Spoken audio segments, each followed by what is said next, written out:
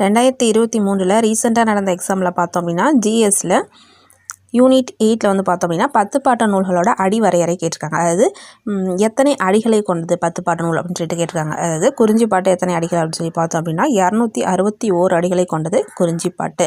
முல்லைப்பாட்டு அப்படிங்கிறது 103 அடிகள். நமக்கு தெரியும் 10 பாட்ட நூல்களில் மிகவும் சிறியது அப்படின்னு சொல்லி பார்த்தோம்னா முல்லைப்பாட்டு 103 அடிகள். அதை வந்து தெரிஞ்சிருந்தாலே நம்ம பொறுத்திடலாம். பிக்கு 1 அப்படிங்கிறது சியில் மட்டும்தான் இருக்குது. ஆன்சர் சி அப்படிங்கிறது. இதை வச்சு நம்ம வந்து பொறுத்திடலாம். அடுத்தது நெடுநல்வாடை அப்படிங்கிறது 188 அடிகள். மலைப்படுகடாம் 583 அடிகள். குறிஞ்சிப்பாட்டு 261 அடி, முல்லைப்பாட்டு 103 அடி, நெடுநல்வாடை 188 அடி, மலைப்படுகடாம் 583 அடிகள்.